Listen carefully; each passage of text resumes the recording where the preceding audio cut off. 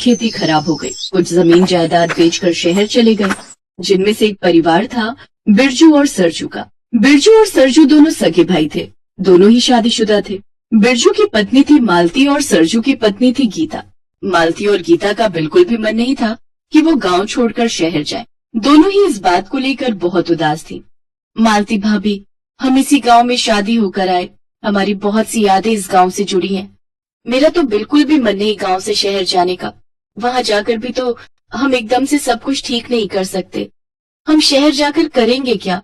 तुम ठीक कह रही हो गीता, मन तो मेरा भी नहीं है कि हम शहर जाएं, पर गांव के हालात देखते हुए हमें ये कदम उठाना पड़ेगा। हमें अपना गांव छोड़ना पड़ेगा गीता, हमारे पास और कोई चारा नहीं है। अरे मालती, सामान बांध लिया? शहर की बस अगले 1 घंटे में निकल जाएगी। मैं बच्चों को और अम्मा को सरजू के साथ बस अड्डे भेज रहा हूँ। अम्मा चलो, हमें शहर जाना है। कैसे हालात आ गए, अपनी जमीन अपना गांव ही छोड़कर हमें पराए शहर जाना पड़ रहा है। अब यही दिन देखने रह गए थे। अम्मा, शहर तो जाना ही पड़ेगा। यहाँ गांव में अब कोई काम नहीं बचा। सबके खेत बर्बाद हो गए हैं। सब अपने खेत बेचकर शहर जा रहे हैं। कोई और रास्ता नहीं है जिससे? मालती, कोई रास्ता नहीं है। अब देर मत करो, बस निकल जाएगी। अरे बिरजू, अभी सामान रख दे। आज बस शहर नहीं जा रही है, 2 दिन बाद जाएगी। शहर की सड़क की मरम्मत चल रही है। आंधी की वजह से पेड़ गिर गए हैं, जिस वजह से सड़क ठीक होने में 2 दिन लगेंगे। अब 2 दिन बाद ही शहर जाना होगा। अरे अब 2 दिन और लगेंगे। चलो 2 दिन बाद ही सही। मालती, गीता, एक काम करो। विमला कई बार शादी के लिए बोलकर जा चुकी है। अब तो हम 2 दिन यही हैं। उसके घर शादी में हो आओ, उसे अच्छा लगेगा। भगवान जाने फिर कब मिलना हो। बड़ी मुश्किलों से वो अपनी बेटी की शादी कर रही है। बड़ी मेहनती बेटी है उसकी, शहर में नौकरी करती है। अब उस बेचारी का भी इस दुनिया में है ही कौन।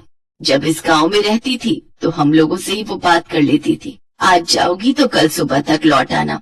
अम्मा जी, चले तो जाएंगे पर लेकर क्या जाए, कुछ समझ नहीं आ रहा।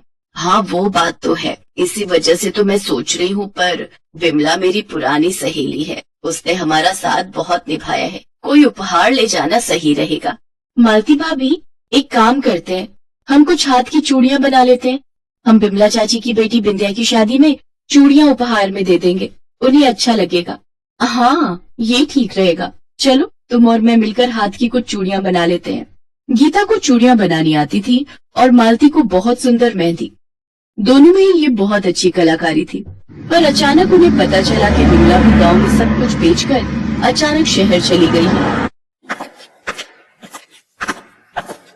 माँ, बिमला चाची भी शहर चली गई है। उनके भी गांव में बारिश और बाढ़ ने सब कुछ तबाह कर दिया।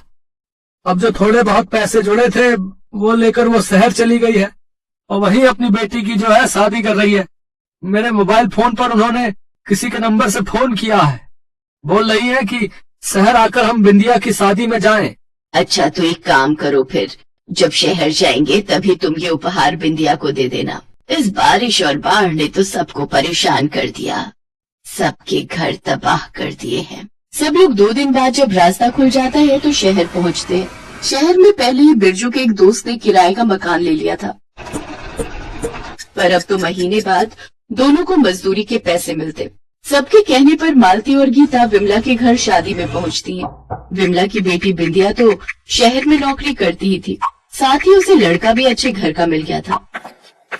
तुम दोनों को देखकर मन बहुत खुश हुआ। अच्छा हुआ तुम दोनों आ गई। बिरजू और सरजू भी आ जाते, और गायत्री क्यों नहीं आई? चाची एकदम से कारखाने की छुट्टी लेना भी ठीक नहीं था। कल ही नौकरी पर पहला दिन था, अभी नई नई नौकरी लगी है और अम्मा जी सफर से बहुत थक गई थी। उनकी तबीयत ठीक नहीं है, इसलिए हमने कहा कि वो थोड़ा आराम कर ले। हाँ, ये बात तो सही है। चलो तुम लोग बैठो, मैं तुम्हारे लिए कुछ खाने पीने का इंतजाम करती हूँ। मालती भाभी, मैं जानती हूँ आप बहुत अच्छी मेहंदी लगाना जानते हो। मैं चाहती हूँ मेरी शादी की मेहंदी आप लगाओ। मैं आप ही का इंतजार कर रही थी। माँ बोल रही थी कि आप मेरी शादी में जरूर आओगे। हाँ हाँ, मैं तुम्हारे हाथों में मेहंदी जरूर लगाऊंगी। ये देखो बिंदिया, हम तुम्हारे लिए चूड़ी लेकर आए हैं। ये तो बहुत सुंदर है भाभी। हाँ, मुझे पता है, माँ बता रही थी आप बहुत सुंदर चूड़ियां बनाते हो। अब तो मालती भाभी भी मेरे साथ चूड़ियां बनाने लगी है।